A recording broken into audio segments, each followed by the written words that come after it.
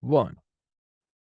And we are recording Tuesday, August 2nd, 2022 at 3:33 p.m. Eastern Time, episode 874. For anybody wondering where I was, my little brother got married last weekend and I was gone for like 5 days. And I never cease to amaze myself at my ability to go from a vacation where I'm unplugged from the podcast and then come back with the most sobering of first episodes. It's always something brutal, and today is no different. And actually had seen the girl, the little girl in the for everybody listening to the movie These Little Ones, filmed by Matt and Nick, and I believe produced or started by Stu Peters. Came on 2 weeks ago. We talked about it. I had seen the interview with the little girl in it, and that's terrifying as it was when I first saw it. And not to make light of it, but as far as documentaries go about satanic ritual abuse, you guys had a killer fucking soundtrack. So I mean, no, I hadn't heard Flagpole Sitta in a while. Paranoia, paranoia, everybody's coming to get me. And I was like, maybe I shouldn't be like singing along with this as it was It's a going. great song. And Yeah. it was. Hey, but real quick, hey, Matt and Nick, please introduce yourselves, Matt and Nick or whoever, whichever. Yeah, we're Matt and Nick. No, I'm Matt, and this is Nick. Hi, Yeah. we're filmmakers here in Florida. Yeah. Um, so what so you guys had just said before you had met Dr. Malone. So what's y'all's like specific thing, or is it just kind of wherever the wind takes you? Because I mean, that was an intense document. And I'll link it to everybody. It's free, it's on Rumble. Genuinely, genuinely good. I mean, I always tell people to listen to the Franklin Scandal by Nick Bryant. That's a really good one on, because it's so easy to gloss over, right? It's so easy to, you talk about child trafficking, everyone knows it's real. And then when people hear SRA, satanic ritual abuse, they write you off as a madman when there is documented evidence of this up to the highest levels of government. What what led y'all to want to get involved with this as other than like a moral obligation? Yeah, Death Wish. yeah. No, don't say that. Honestly, we were brought on to do some films with Stu, and we tagged along with Stu to a rally that he was supporting one of the in a governor's race, and we were with him and went and talked to Diego Rodriguez, whose grandbaby was kidnapped by CPS. And we sat in there and we did an interview with Stu and them. And after the interview, we looked at each other and we were like, that's our first film. There you go. Like God put it in right there. He just laid it out. He said, this is going to be it. And then once that happens, we just start going down the rabbit hole, and we just keep digging, and more things come to light that we never know. And the amazing thing in this film is we we go to sources. We go to, like, we're not experts in this. We're not experts in CPS, child trafficking. We're not experts in SRA. We go, like we talked to, we went to Robert Malone to talk about vaccines because he's an expert in vaccines. Yeah. So in this one, we went to people who had dealt with SRA, who counseled them, and who are victims of SRA. Let me tell you, my friend, we did this interview with this woman who was an SRA victim. I found a 1988 60 Minutes episode from Australia about a girl in England. Her interview matched the interview we did in 2022 identically. Yeah. That doesn't happen. That means that this is real and it's consistent. Yeah. And for people wondering kind of like what's the significance of that, it's finding, I believe in the interview with the girl in England, I watched that I think in 2017 or 2018, and they have the expert in there in satanic ritual abuse, and and he talks about how kids from all over the world have these identical experiences, and it's very and this is the one I always draw on. Right after World War II, when we brought back a lot of Nazis, and the Nazis had developed the Messerschmitt 262, the first jet engine fighter aircraft, or aircraft in general. And the Nevada test site is the largest military test site in the world. It's obviously in Nevada. Inside Nevada is Groom Lake, colloquially known as Area 51. It's secrecy within secrecy. Right after World War II, we were testing our own jet engines with the Nazis because we knew we were going to go toe to toe with the Soviets. And they had these sort of, I guess, less read in pilots in the surrounding area. It's literally a base within a base. Well, the Office of Air Force Intelligence, so I guess AFOSI, AFOSI had agents in like the pubs surrounding Groom Lake, and they'd hear guys like me going in there and just talking about whatever, and every once in a while, someone would be spilling the beans about a craft they saw Like with Bob no, Lazar. yeah, Yeah. well, not even that. It's just, A but pilot. same idea. But they would talk about a craft with no propellers, and Yeah. it's in the 40s, so it's like, what the hell is this? Well, they didn't want that getting out that we had these. So what the pilots in the jet engines would do, or in the jet aircraft would do, is I shit you not, it's in Operation Paperclip by Annie Jacobson. They'd put on gorilla masks when they saw propeller aircraft coming near them. So then these guys would be at bars and they'd be like, "You don't get it. It was going twice as fast as me. There's no propellers on it. And get this, fucking gorilla piloting." And everybody's like, "Oh, looking Tommy, he's a drunk. He's an Irish pig." But it worked. It worked. So there's disinformation. Well, so this is the thing, right? Look, not to cut you off, but no, look, but that is satanic ritual abuse. yeah, Wearing so goat we were heads and talking about this satanic panic in the 80s. yes, Look, it wasn't Ozzy Osbourne, it wasn't Judas Priest. That's silly. What it was doing, it was softening our acceptance of this and really diverting it to really what it's about. It wasn't about those record sales of easily publicized and given these lyrics or whatever. That's just making money, right? Yeah. They knew how to make money. But there is an underbelly that is real, that is doing this. yes. That has not stopped. And we bring it back biblically to Deuteronomy, to Leviticus, to Moloch. That thing is consistent throughout history. Yeah. And that's where the sort of misinformation comes in. So you have these kids saying, I was kidnapped, I was trafficked, I was groomed to these wealthy estates, which is, I mean, we just recently, right? Epstein Island, Ghislaine Maxwell. It's a proven form of intelligence leverage. It's going on, and then it's, yeah, and they were all wearing red cloaks and there was a goat head. And so Red Shoe Brigade is real, man. yes, so that's a real thing. But that's the thing, is so people can very quickly go, oh, the kid had a nightmare. It's up until and they wore a gorilla mask and you believe it. So I don't think that's like an accident. I think it's so I don't know. over the top that it's there. I don't think that's the sole reason. I think they're genuinely fucked up demonic people. But I also think that there is an element of, you can write the child off as, oh, this kid's scared, or this guy is looking for publicity.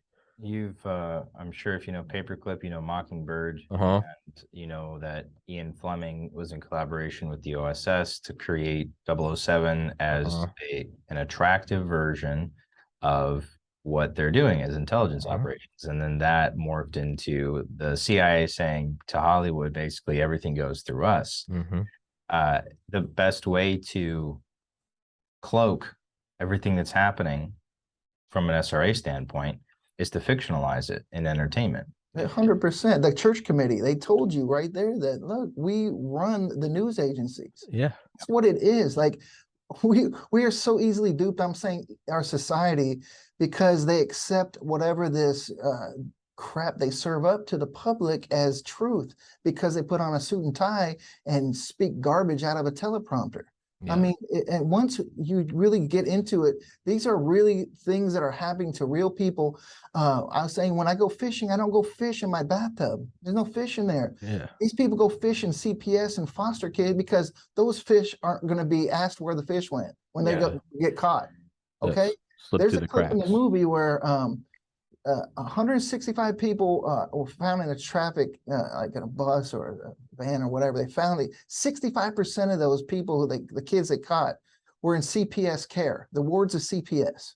Okay, and they didn't report them missing. You start thinking about why and where and how, and start asking questions like that, because they're not being answered and they're not even being asked. Yeah, and I mean, pedophilia is as old as time.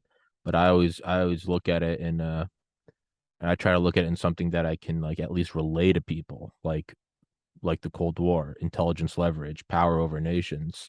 It's kind of like what Joe Rogan said years and years ago about like why UFC was getting so popular, right? I mean, we're in the United States, we understand football. Somebody from, I don't know, like Australia watches it. they don't maybe understand the significance of someone throwing a ball and catching it in a different painted rectangle. Just like I don't really understand cricket. The rest of the crowd goes wild, and I'm like, what happened? But We what's the understand a knockout. what's the universal language of UFC? The hand hitting the Yeah. jaw and the spit flying. I think that's also an attractive element of this to intelligence agencies is that's the universal, left, right, you're American, you're Chinese. If there's video evidence of a politician raping a screaming toddler, Bro. that's the universal, you go, oh. And it's used by like Mossad. Like this is the honey pat turned Absolutely. screw. These are real things that like Epstein was a Mossad Absolutely. honeypot scheme with the CIA. We talked with RFK Jr. and our last thing we did, and he said this is all most of everything that happened. CIA ran. This is what they do, you know. And you know what was funny? I was at Epstein's Zorro Ranch the day he died. Oh, no shit. I went and knocked on the door of that ranch. I crossed a 2-mile desert because I was in New Mexico for another film I was doing. And we just happened to be in the neighborhood. So we went and knocked on the door, and I flew a drone inside of his compound. Straight Shit. up crazy. On the day he died. That's insane. I interviewed Dr. Levine, who wrote the book about Epstein called The Spider. Dude, Epstein was, I mean, that was another thing he was doing, is we all know about the human trafficking. Towards like the end of his life, one of the things he wanted to do was like seed the population with his own. At Zorro Ranch. Yeah, in New Mexico. He wanted to like. We were running because we heard some dogs. We ran over this little thing of grass. It was the softest, weird, moistest grass I've felt right in the middle of this desert. And right when I hit it, I felt like, whoa, like it felt like something like energy wise was in that grass. Like that's where wrong. It was crazy. I also went to his New York mansion that Les Wexner gave him for like $1. Yeah. You know, on the other side of that is where the Pope stays. That is the emissary to the United Nations. I mean, check this out. We are standing out there with a live view and a camera. A nun opens the door and lets us in, and we had free reign of the place. Like we were just like walking around the whole thing. I went to the back, and guess who is adjacent? They share the back alley. Jeffrey Epstein. Jesus Christ in heaven. Dude, like I couldn't make it up. I saw it. I recorded it. It's legitimately real. It's one of the things that when you start saying it out loud, I mean, again, back to Paperclip, I always think about, imagine like it's like 1948. Your grandpa, your dad would have just came back from Okinawa, and someone comes, or he comes up, and it's veteran, and somebody comes up to this veteran, and he goes, Uncle Sam? Like, yeah, perfect. Yeah, do you know they actually just brought back Nazis, and they're in the desert in a classified compound? And what are they doing? They want to go to the moon. You look at him and you'd be like, it's like reefer madness. But that's exactly what was happening. And like, why did we fight that war? Look, the whole America history, that's another thing. You have to reconstruct like who founded the country and like who are the real founders of this country. The idea is great. Yeah. And the freedoms and all that, what they fought, but who actually built the country that we live in, and what institutions did they bring? It's literally the answer is Freemasons. Yeah.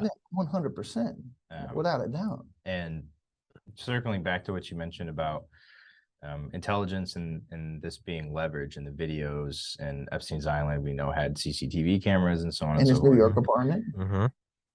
I find it fascinating to observe the art that like the Podestas have. Because there is an escape velocity as an elite where you can hang it on your wall and do it all day. Yeah. And it doesn't change anything. Comic ping pong can have literally sadist, masochist, torture, art exhibit, exhibits, rock shows.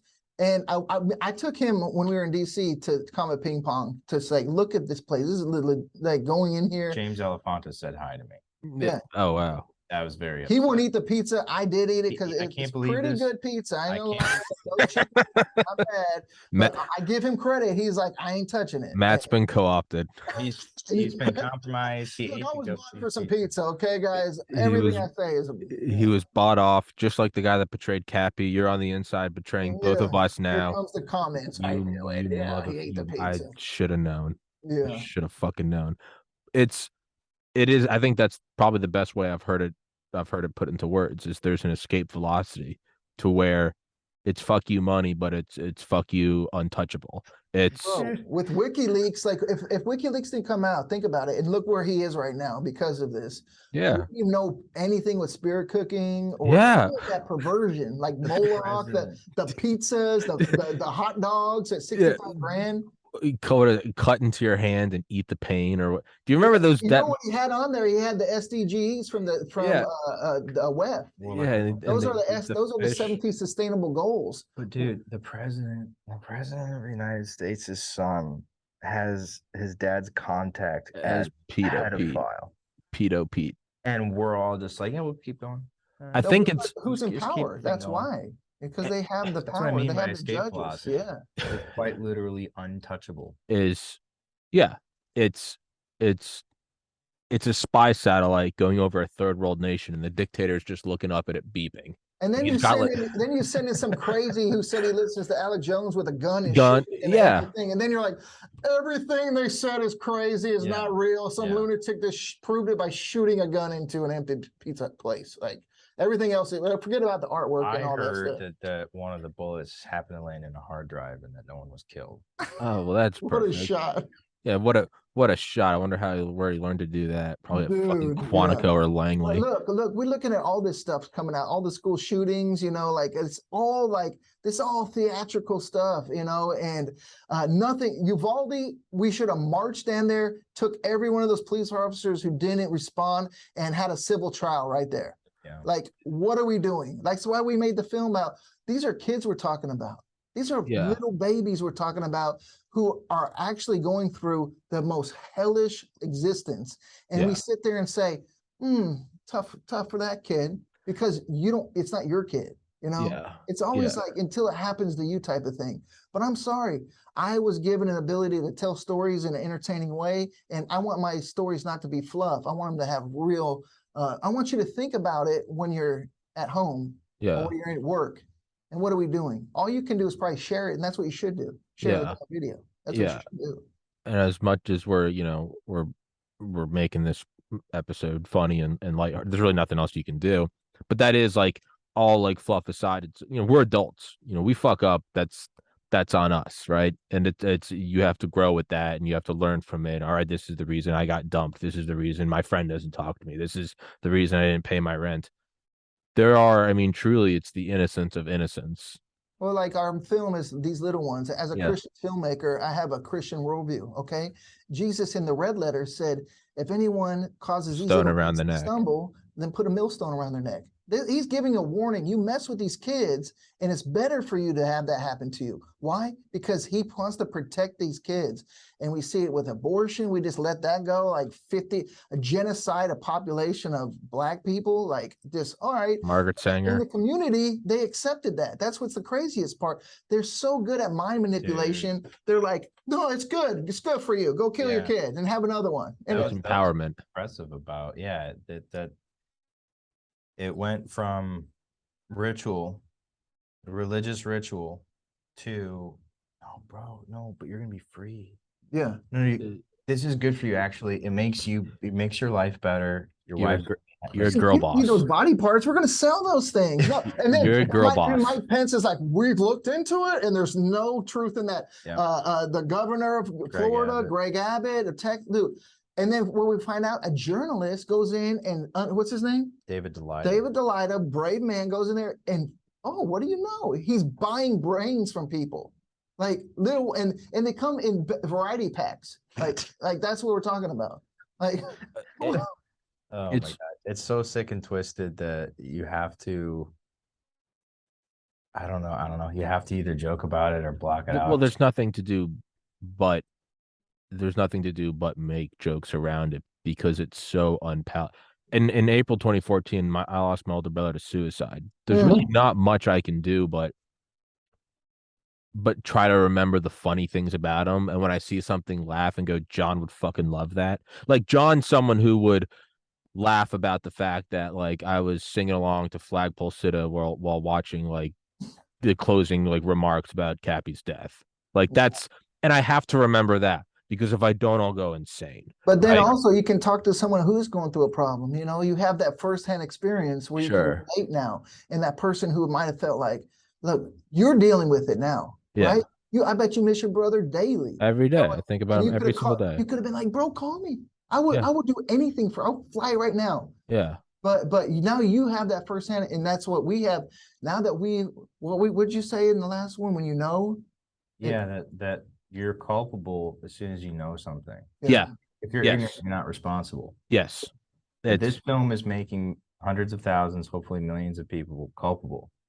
And it is. Some of the people who are like, they're based and they're like, this is rehashed things.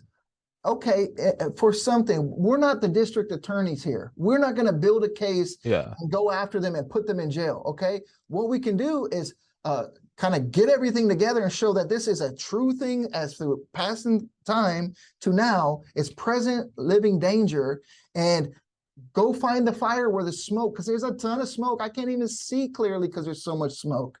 Okay, we're just filmmakers. This takes people to get organized and like do something. At least share the damn thing. You can do that. But it's also, you put it in like, yes, it's reproduced material, but it's also, I mean, listen, there's like and I'm a guy that loves all this shit. I mean, I've done 870 plus episodes of everything under the sun. Dude, 874 is my favorite number. I can't believe I can't believe the odds. I love that number. He's co-opted. He's making fun of us. But no, but there is something more digestible about it, and it's well produced. You have video evidence. I mean, you're citing this shit. You're citing from CPS. You're citing the actual interview of that girl from the 80s or 90s or whatever it was, as opposed to, there is something when you see an infographic that's 9,000 by 9,000 pixels on Reddit, and it's got 47 different screenshots and red boxes tying to it. Like, follow the cabal. Good information, but can I send that to Granny? Is she going to sit through that? 10 episodes? But then not only that, you have some of my age from 31 or younger, and then there's this guttural instinctive where you go, oh, fucking Facebook meme. What is this, some 4chan shit? Right? There is this sort of rejection to where you go, okay, it ends with the Hollow Earth and reptiles, doesn't it? And but right, but then it allows you to just gloss over it and not look at the fact that same thing. If we don't make it applicable like a Netflix or a HBO, then you're going to throw it out. So we have to make it, and we've been blessed to put it in that way, in that way that is industry standard, and that's good. But what we put in there is real stuff that some people might not ever click on. And hopefully we achieved that. And I think we did by the response. You will. And again, for everybody listening, it's free. It's on Rumble. I'll put the link in the description. But it's also like what we're doing now. You're not going to listen to this if we just start very stoic faced and we're like 1 million children. Instead of like, hey, flagpole sitter. Like, we'll start I'm talking to you. We haven't met, but we're like, it's my sandbox theory. It's like, when you're 5 and you play in the sandbox, you just start playing with kids for whatever reason. And if you would meet that person 10 years from then, you would probably hang out with them and get along. It's that same thing. Like, we're just talking, vibing. We understand it. We have that same similarity. And this is how, because it's real. We're not sitting up here and we're not playing the role. This is what it is. You know what I'm saying? It's I know it's like a new age kind of like hippie girl wall poster, but I've always loved it. And it's your vibe attracts your tribe. Like, you do kind of, it goes so hard. Yeah, it's fucking great, right? It's great. And it's funny because you start talking, and then it's like, and we all pick up on the same thing. It's like the same thing you said about like America. Like, that's kind of been like my own moment over 800 plus episodes, is like, oh, like a subtle sort of, you feel duped the more you read about Alan Dulles, the more you read about MK Ultra, the more you read about the banking cartels, you go, why do I have this flag behind me? And I've kept it right, because you start to look at it, you go, Jesus Christ. But then I remember like that's the reason I've kept it up, is what it stands for. The idea is beautiful. The ideals behind it, yes, but I had to tell my little son, like, George Washington didn't have an apple tree, son. He had a Freemason apron. Yeah, he did, and he also had like 10,000 acres of slaves. That like that's another thing. It just kind of gloss over it, and he's like, you can walk from dusk till dawn on my property, and it's just bleep and bleep. You read it, and you're like, this is more insane than like what would get you banned from Twitter. And he's the and you're like, all right, this is George Washington, apple tree guy. Yeah, it's insane. But there is kind of one thing I want to get back into. So like, there's nothing new about the idea of sacrifice. That's something we kind of mock, right? The rain dance, and it's like there's always been this sort of appeasement of the gods, right? It's and it has to be something good, right? When you donate, you're not supposed to donate like $1. You're supposed to feel it, right? If you're not making a whole bunch, you're supposed to donate $100. That's the idea of you feel the burden of like, those who are hurting. And it has morphed into a 2022 thing where it's, well, what is it? And you can make it very sterile, right? You go, oh, it's it's for body parts, and they use the pluripotent stem cells and they use vaccine research, and you go, okay, I get it. That is the idea of the sacrifice, right? You could say your 9 to 5 is a sacrifice, right? You're going and doing something you don't want, but you get the money. Okay, sure. Do y'all think it is, and this is me genuinely asking, this isn't a criticism because I've thought about this, is the sacrifice just a capitalist exchange, or is there something that they still, I've always wondered this, do they believe in the occult because of just its blackmail potential, or I'll is tell that, you this, my friend. I'll yeah, answer this sure, because I pondered this. got it, I used to think it was like the one percenters, the Bilderbergs, the Illuminati, all this. I've been to WEF twice. I've been with President Trump and seen the movers and the shakers, right? I stepped next to Netanyahu, and here comes. I've seen some things, right? And they all have agendas. Yeah. sure, The thing that is the commonality between these, the people who think they're gods, they want to be God, is they will do whatever it is to achieve that God status, right? As me, as a Christian, I know that there's only one true God, right? sure, And in the Bible, it warns his people not to congregate with the Canaanites who are doing these perversions of sacrificing their kids to Moloch. Well, Klaus Schwab and Xi Jinping might not be calling each other on the hotline, right? Or Marina Abramovich, but they're being governed by that same principality. And in the Bible, we say we war against principalities and evils of this world, right? not a flesh, yeah. So if you don't believe in it, that's you, right? But the principalities that are governing this, they do believe in it, and they use people. Just like when I congregate or meet someone who's a Christian, we have ideals that are the same, and the Holy Spirit uses us together in continuity, right? The same thing with that. It's just the inversion of it. Yeah. And hopefully, if we prove that evil is real, which in this film, if you don't believe evil is real, you have to believe that the counter is just as powerful and is more powerful. I would also add that the capitalist benefits are it's the perks. Yeah, the perks. And I think that fear and lust, as well as the death of children, are forms of payment. Mm-hmm. So the media incites fear, and that literal fears and energy. I'm going to be as hippie yoga girl as you were just now. Fears and energy, and I think it feeds something, principality, demon, them, whatever. I think lust does it too. I think that's why porn is free. Yeah, and then look what COVID just did with fear. And I think that the last one is abortion, which and all forms of harming children. That's all payment. It's all payment. And then the physical stuff that you get, yeah, you made money on a fetal brain. Perks. Why do all young and up and coming rappers or whatever do the satanic symbols now? Why is that so prevalent? Why is this on every celebrity? Dude, Google this. I know. It's a meme now. It's a meme, but it has reality principles behind it that are real and tangible. Unless they wouldn't do it then. Yeah. It's that simple. They wouldn't do it. They do this for a reason. Please take screenshots of that. Yeah. That's like when I hold my hand like this, yeah. But you know what? That's real. They do it for a reason. It's just it's a real thing, and they put it out there to make it seem like it's just pop culture. Yeah. Dress it up. Far from that, it really is. I've always wondered if there is what Joseph Lister, that was like the late 1800s, where he was like, hey, I got this idea. When we take a knife and do surgery, like, we shouldn't just wipe it off and do another surgery. And people are like, you're a fucking retard.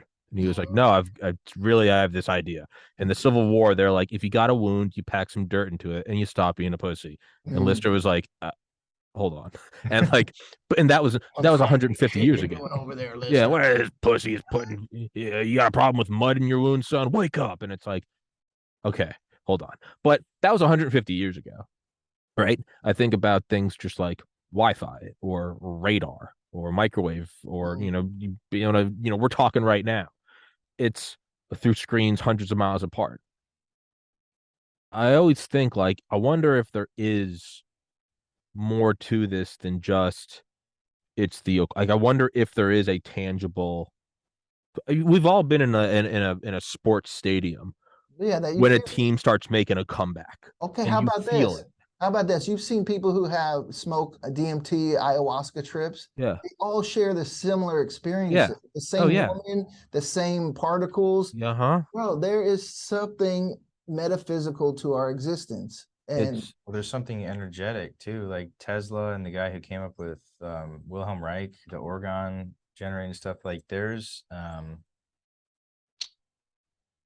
is an energetic. I hate that word's been so no, co-opted. it's been true. co-op. There's an energetic. Look, You Steve totally feel Jobs said he it. had Like, outside help for a lot of things he was coming up with. Yeah. Look at D-Wave. And fear. So there's your body generates fields. That's why I can get an EEG. That's why I can get KG. Right? There's resonance. There's standing waves that are proceeding from your body. When you get a vibe from somebody, that's literally Sandbox energy. theory is what that's Exactly. the thing. Intuition and empathy. If you're high in intuition and empathy, you can pick up on that stuff really easily with people. Fear is a resonant standing wave energy, whatever you want to call it. And if you can just scare the shit out of 350 million people because of what they see on their magic box every day. It's a control.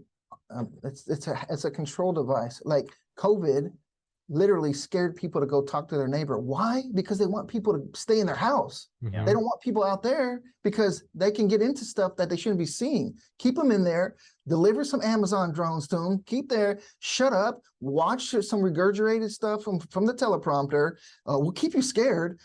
Look, hitchhiking was a big thing with my dad growing up. Everybody hitchhiked. It was a normal thing. You need to go to somewhere, go hitchhike. They didn't think someone was going to kill them, okay? Now the 80s movie The Hitchhiker came out, milk cartons with missing kids came out, fear, fear, fear. You ever think about picking someone up on the side of the road? No, you're like, this fool might kill me. That's what you think. Now I can help them. Yeah. And it does, you do feel it. Like there is I've only been to like 3 weddings. And maybe it's my own bias because That's horrible. No, you love them. I can't. Like, do not invite me to. I'll go to your wedding. And maybe it's because I care for these people, but I always feel like there is this like ecstatic moment that everyone kind of join. It's the grief of the grief of a funeral. There is a bonding thing where, much like alcohol allows you to sort of just open up and bond with each other. They're called spirits for a reason, my friend. Yeah. I can't help but think there is and not some woo-woo hippie girl with dreadlocks. I can't help but think in 150 years, they're going to look back at us criticizing the idea of vibes the way we look at the guys criticizing Joseph Lister. They're going to be like, oh no, there very much is a like vibe. I disagree that in the future, they're going to look back positively. I think that we did have that perspective and then they just sterilized it out of us. Okay. Oh, God lives in you. That is the energy that is the good that you feel. Like it's imprinted in us. We're not supposed to create fear, and that's their way of their tools they use.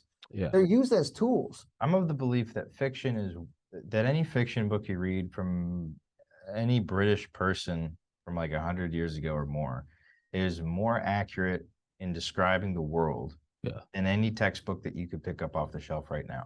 Yeah. And we're moving further away from that, not closer. I think you're right that it won't be they'll look back best case scenario, they'll look back positively. I think it's if you could look back in time or look forward in time and you had Joseph Lister's insight, you would say, hey, stop telling people about germ theory because you could control the world, right? You could release germs. I think that's what it's going to be. How has our technology improved ourselves? Has it improved us or has it enslaved us? Like we're talking, that's cool. If you say the wrong thing, I'll see you later. Comcast takes you out, your PayPal's gone. Like you think you're free, right? say the wrong thing. I've seen it. I've seen the PayPal go away. I've seen the Twitter go away. I've seen the he was banned on YouTube. YouTube. Yeah, I've seen it all go away. Because why? I said something in a free country. That's okay. Is it? Well, see, I've had the big brain move. You can't be demonetized if you've never been monetized. So I can just like, you're gonna lose your PayPal. I'm like, what PayPal? They're like, Patreon can just turn it off, and I'm like, you gotta turn it on to turn it off, dude. Like, I don't have fucking shit. You're gonna get banned from what? Yeah. From where? Or what? Hey, So they'll find something there in the future. This is what I've always said. How far does it go? Being at these mobile tech conferences, being there to see what they're producing, the Agenda 2030 from behind the scenes at these like Mobile World Congress, WEF, being there and seeing that.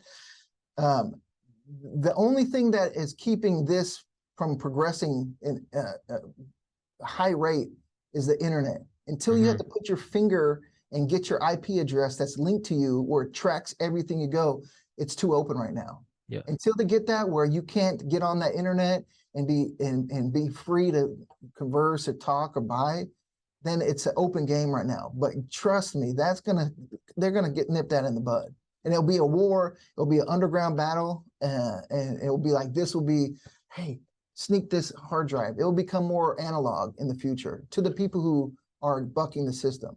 yeah. I Your think high-end tapes are gonna come in handy. Dude, I'm stocking up on high 8 and my VHSCs. Yeah, like you think I Goodwill, I'm just buying them for collectors? No. You're prepping for 2030. Exactly. Yeah. Exactly. it is. I don't know if y'all ever read any of Leo Zagami's work. I've had him on here several times. Yeah. He has a great hypothesis about how it's all. I mean, just we are out on this island for this wedding up in New England, and there was no service on the island. And at first you're like, fuck. Dude, like 3 days in, I didn't even realize it until I got back within service. And I was like, oh, I got to kind of get back into podcast mode. And I like opened up Twitter and it was like Pelosi going to Taiwan, nuclear. And I instantly just kind of like you on like the grass in Epstein's place. I just felt the vibe kind of going down. And I didn't even realize that I had unplugged for a couple days, but it was like, hey, how do you guys think America's going to end? Do you think we're going to break up into factions? And I was like, I was just on this island, just around people I love, just looking at a blue sky, like so kind that's of like in the Bible, God tells you want to go connect, you go by yourself into the wilderness and you go reconnect. Why? Because that's God made this. This is real. Like, it is an inversion. Yes. It's all inverted. The thing that is supposed to connect us really is kind of disconnecting. Yeah. If I may go somewhat woo esoteric. We're already there. Yeah, bro. Like we've gone on that bus. We started. Terrence McKenna suggested that the precious metals that are involved in making circuitry work, it gives you access to all information invisibly throughout all space and time somehow because electricity. Yeah. That those were the same precious metals that clothed the demons in the Old Testament. And he proposed that this is sort of like a scrying screen. It's a portal, and knowing everything all the time is not necessarily the best thing. In fact, the first sin was choosing to know something that we weren't supposed to know. So good. So in addition to that, we have a segment in the film about V2K, Voice to Skull, which is the ability to create sensory effects in somebody's brain using radio waves, EMF, 5G. I've believed for a long time that, like, okay, so when you get a text message on your phone, like if you turn off your phone right now and then somebody texts you, right, where is it? How come when I turn on my phone, the text goes right to it? Well, it's in the local tower and it's sitting there and it keeps pinging everything. Waiting for you to open the door. And it's not just pinging the phone as a physical location, like where the tower is. It's actually just sending out a text repeatedly until this receiver picks it up, all right?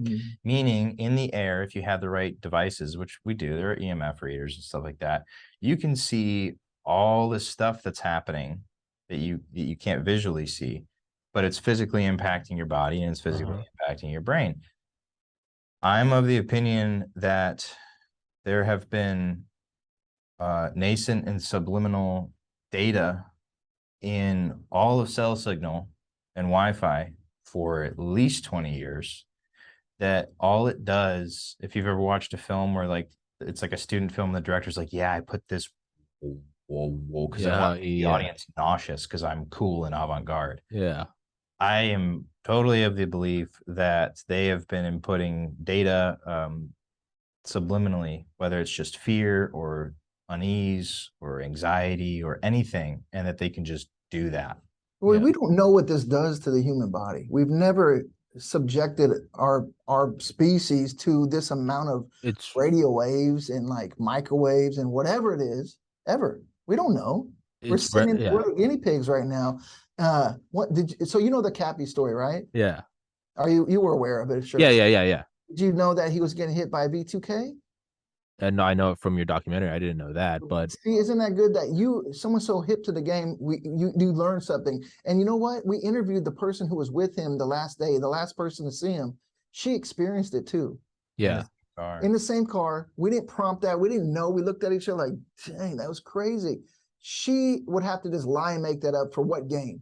Yeah. So people are called crazy or like she gets death threats or whatever. It's also, I mean, and for anyone that thinks we're going off the rails, look up Havana syndrome. I mean, that's documented. Yeah, that's the most recent sort of publicly palatable form of directed energy, right? That is a thing. Is you can do that. That's the China idea was melting people in India with microwaves. Like look it up, Google, they were melting. Yeah, we probably sold them the weapons.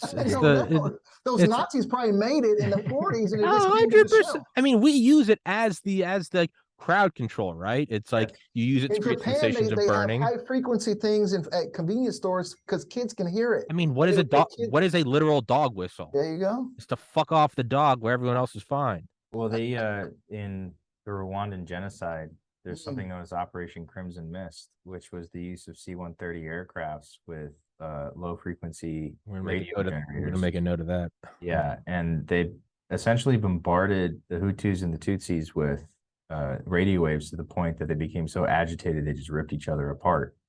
And if you do that in a lab with rats, like if you hit them with radio waves, you can just get agitation to the point that they murder each other. Even with COVID, how they primed them with they do the war games, and then it comes out that, oh look, this came out. But we found out in this other project that they had been doing that.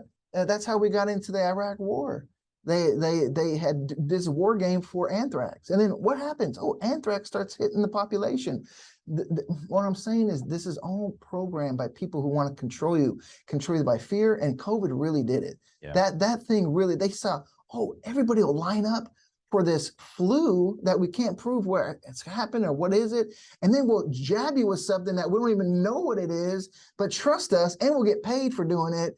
And you got to keep coming back for it, and you keep getting what we're supposed to not save you from. But that's cool because you might have died, maybe. But if you do go there, we'll kill you so we can get your organs. We're Decivir.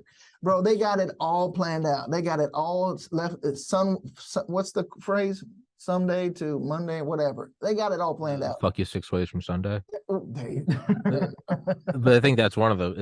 It's cool. You can swear But so now it's kind of getting to the even like more meta. So then I think like everything we're talking about. Why is this happening? Why is this? I mean, you can go from religious to why is this allowed to happen to why does it exist at all, and then what is consciousness itself, and why? And if right now we're bipedal, carbon-based life forms on a rock around a star, right? That's nothing new. And I know it's we're just monkeys on it. Yes, shut up. I get it. We could be turtles in a different fucking, I don't know, dimension. We could be, just derived from God who made us in his image. There's also that possibility. But what I'm getting at is it doesn't matter what we are, is we are experiencing one another, right? I teach you a math lesson. Having a stroke right now. I'm teaching math lesson. Yeah. Matt has 10 apples. Nick takes 2. How many apples are left? 8. Matt has 10 bananas. How many bananas? And he gives 2 to. So it's the same lesson being taught through different forms. So to me, I try to look at all of this and I'm like, okay, what is this really? Aside from like 10 digits and I got to, no, what is it really? Yeah. We seem to be here. We are right now. I mean, go full Terrence McKenna or Ram Dass, be here now. We seem to be here. Mm-hmm. We seem to be now. I don't know that the past existed aside from my memories, and I don't know that the future is an illusion. I don't know that I'm not a brain in a vat or I'm in a simulation. What I do know is that I am, And I seem to be experiencing through a multitude of different things, either going to the University of Georgia or losing a brother to suicide or having a toy poodle as a kid or whatever, lessons being taught, much like the bananas and the apples. I'm being taught math. I seem to be experiencing good versus evil. Yep. Why is it happening? I think we're being tested or taught. It might be a test to get into another level. It might just be a class we're taking at an infinite graduate school of becoming perfected souls. Why is this being allowed to happen? And I can't help but think you're here to see it. You're here to feel the evil in your bones, right? I mean, again, we're kind of laughing this whole episode, but I mean, you go and watch these. I have a friend who was passed around child homes as a child. She's turned out beyond good, but was brutally raped. You hear it, and that is real. Why is this allowed to happen? Are we here to be? I go to the gym every day. I don't question why the weights are heavy. It's supposed to be heavy. And when the weights aren't heavy anymore, I have to move up to a higher weight because the purpose of the gym is to get stronger. So in a perfect God's image universe, why would there be pain? Why would there be SRA? I can't help but think we're here to learn. We're here to see evil. And how do you act? How do you act? When the time comes, do you stand up? When the music plays, do you dance? I think we're here. Do you stick your head in the sand or do you make a film? Do you? Ecclesiastes says there's nothing new under the sun. Yeah. So to think that this is we're experiencing is anything different, it's the same thing. It's just a different version, right?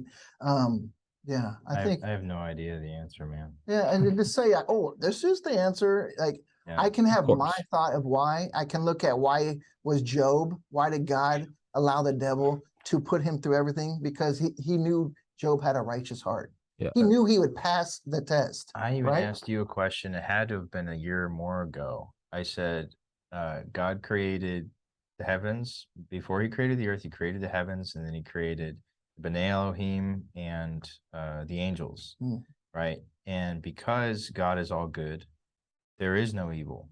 And then he created beings that were also could only be pure good.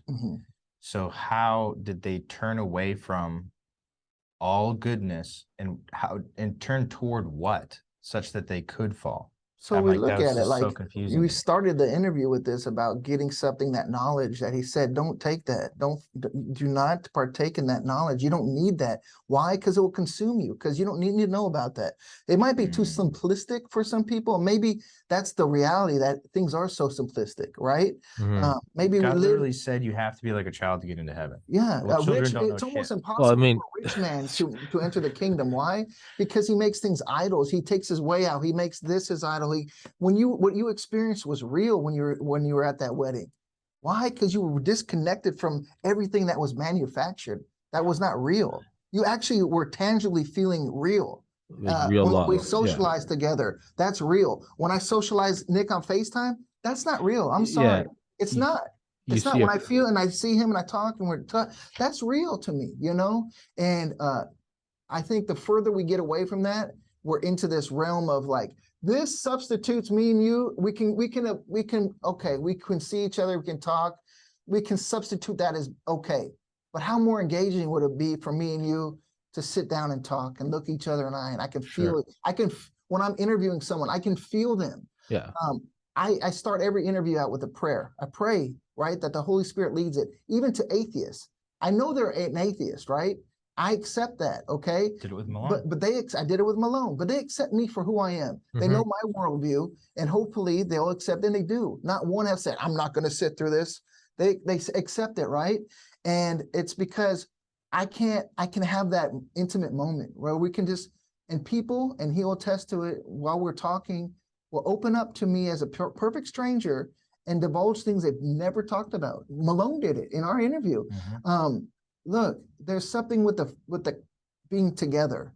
And when I see technology, It's doing nothing but separating it, but fooling you, saying we can be. You can talk to grandma. Put on the freaking iPad, dude. You can talk to grandma.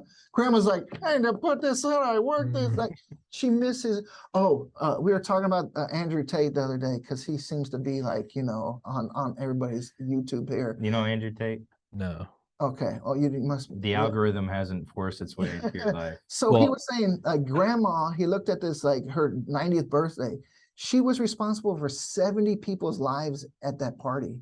It wasn't his what grandmother. It wasn't what she did. It wasn't how accomplished she was or what job or where they were.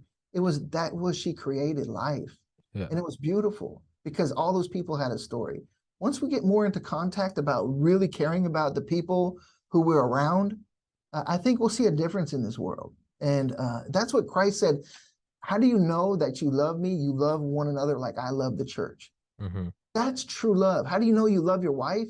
You love your wife like I love the church. And how does your wife show you love? She's submissive to you. And that word is now bad, submissive. No, that means I will do anything for you. Well, love is intrinsically submissive. It's submissive and it's vulnerable. How did in my film, I did a documentary on the USS Liberty called Sacrifice and Liberty. Oh yeah, that I mean, yeah. So and I just finished a book on that.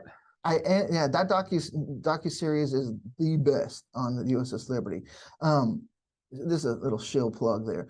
But at the end of it, I leave a quote saying, how do you love one another? How do you show that you love somebody, you die for, you give their life for that person? That's true love. Like dying for that person. Man, do we do that enough? Even with that mindset. Well, I can tell you that the films that we do, people warn us not to do it. Oh, you're gonna die. Don't make a film on the USS Liberty. Mossad's gonna come kill you. Don't make a film on the SRA. They're gonna kill you and get do it. That's how they fear. They want to hit you with that fear not to do it. I love you and humanity enough, and I respect God that He gave me the ability to do this. So I'm gonna do it. I'm gonna do the films that He puts on my heart, no matter what the consequences. I love life, though. I'm not gonna be walking on bridges. I love it. Yeah. But it makes me think of like, I don't know, whenever I have like shit to do, I always look at it as like a unit of pain. Like you got to clean your apartment. It's just dirty. That's like one unit of pain. You can either go through the unit of pain now, or you can sit around procrastinating. Procrastinating is another unit of pain because you're not enjoying what you're doing. You're thinking about the work you have to do, and then you still have to do it. So there's 2 units of pain for something that should have cost 1. So that's been my logic from the get-go with this podcast. Dude, you're interviewing Dr. Malone, you talk about things you're not supposed to. I'm like, well, listen, if Mossad or some Pfizer mercenary is going to come blow my head off, do it. Because if you don't do it, and I just sit around, you know, Maya Angelou, there is no greater agony than bearing an untold story. That goes for fulfilling your own dreams as well as doing what you know is right in your heart. So if I don't do something, if I don't be open about losing a brother, if I don't be open about my own fears and my own quandaries with atheism and being Christian and becoming an atheist and going back to Christianity and trying to be respectful of people that are still not there, and, you know, having on Dr. Malone and Dr. McCullough, and at the same time having someone on saying the vaccine's the best thing. If I don't go through all of these things and try to be as honest and as truthful as I am, if I just sit around and go, well, I shouldn't talk about that, I should review iPhones, I'm going through these units of pain, and then I'm going to die taking it to the grave. So when people, you know, don't make that film or don't talk about this, they're going to come get you. Do it. Just stop. If we're making out at the bar and you know, some foreplay, either let's go home or fucking tell me I'm a fat, ugly pig and leave me. But don't blue ball me. Like, let's fuck, or I'm going to go home and jerk off. The thing is, like, regret is the thing that I tell my son, my little daughter, she's not old enough to understand, but regret. That's the one thing you don't want to have. Yeah. You don't want to have any regret. If you're going to come kill you guys for doing this and me for interviewing you, then do it. And let's end this shit show, and I'll go someplace better. But I'm not going to be here in a place where this is allowed to exist, and I'm not going to sit around going, well, we should talk about it because I don't want to die. It's just, sorry. I want to point out, you bring up story, and you're asking the question, why is there evil in this story? And if we're assuming, when you read a book, you learn about the author and how they played out the story and the characters and the environment and what they painted with and all these different things to tell a story. You learn about the author. right? I know Tolkien somewhat and what he thought about the world. If you read Lord of the Rings and The Yeah, Hobbit. fought in World War One. So if you read the Bible and you observe this world through that lens, now you're seeing God as a storyteller. Okay. And if that's the case, then that informs you about what he likes and what he doesn't like, and the characters and evil. And I'm not setting this up because I have an answer. This is just what I've been thinking about, that okay, God would then have to be the greatest storyteller on earth.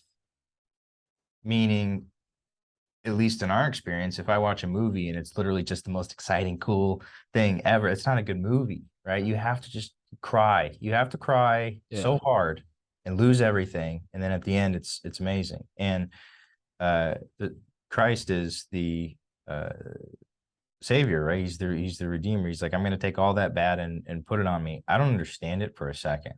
I have no understanding of why there's evil or suffering or anything like that. I don't get it at all.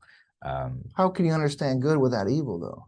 I How don't know, can but you? why even there is even But how would evil you and know what good is if there Yeah, wasn't you a can't have counterpart up to it? without down. You can't have yeah, wet whatever it without is, dry. it's information about the storyteller and about the world that we live in.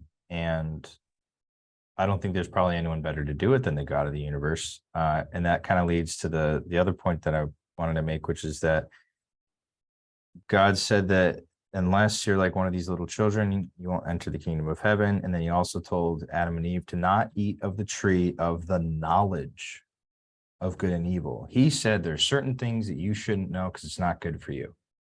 And I also had a podcast called the Prodigal Podcast because I was raised Catholic, then I became an atheist, and I was suicidal. And I thought, hey, before I kill myself, maybe I should see if I could disprove atheism. And then I did. And I went through years of just consuming as much knowledge as I could to try and understand, to like get the answers so I could justify my own existence and existence itself. And again, I'm setting this up without having an answer, but I am recognizing It's your personal answer. Yeah, yeah. well, I'm recognizing that I have an endless bang my head against the wall desire to know all of the things, and that God said, stop. Yeah, Never gonna. It's not good for you. Just be like a child and follow me. but Yeah. I think that is if you're to have free will, it's going away to college, and instead of your parents saying, don't drink too much, don't smoke too much, they go, you're on your own now.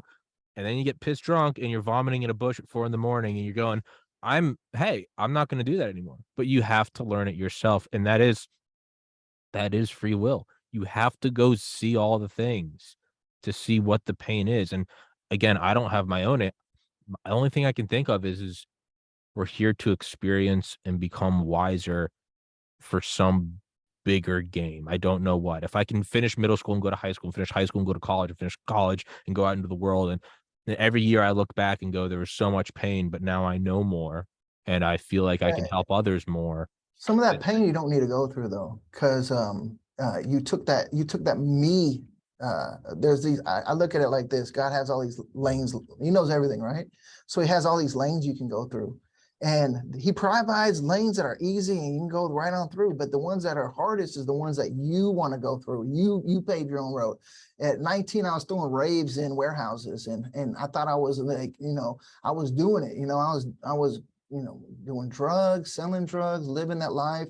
I learned a lot. I learned how to have a $1 million insurance policy at 19 for hire police officers, but I also created a lot of destruction, right? People who went to my party, some overdose and died. Me, myself, I came home weighing 120 pounds, knocking on my door, my parents anemic, like just ate up from living in a warehouse for a few years and throwing crazy parties. But also with that was life's lessons learned. And then I look back, should I have made those lessons? Would I have experienced and know what is real and true? Because when I took a tab of X, I felt great, but I had to. There was no other choice. That's what the drug did. Yeah. I could not feel happy. Yeah. It was instant, but it was not real. When you also asked, you went through this. Does my son have to go through this to be So a good person? I tell him, I was like, you're going to have to, I went through there. I won't hold it back. I tell him, but you know what? I went through a lot of pain. I had a lot of good times, but were they real or were they just manufactured? If I took a drug, I have to feel good. It's the point of the drug, right? And I felt when I would take that, and then that felt not real. When I learned that that wasn't a real feeling, that's when I stopped, you know, and I wanted real. And maybe that's why I choose the films I do, because I can't watch a Marvel comic movie because it ain't real. I need real. He's like, I just watch documentaries. I feed on it. I love it. It's just because it's real, you know? I can't listen to fiction books. I only listen to nonfiction. And why is it? Because it's like, he loves cinema Well, still. because fiction's more true than your nonfiction. That's why. Yeah. That might be, yeah. But even that though, like, do we have to go through these experiences? Are there easier ways to learn that in itself is a lesson? Yeah, for That's what I sure. mean. So it's all our own way. It as doesn't Ron- have to be your own though. That's what I'm saying. Like Yeah. there was instructions through the Bible. I'm just talking. There are instructions for you, and this path. He's like, let me be your yoke, right? That I will hold on your problems because I want to.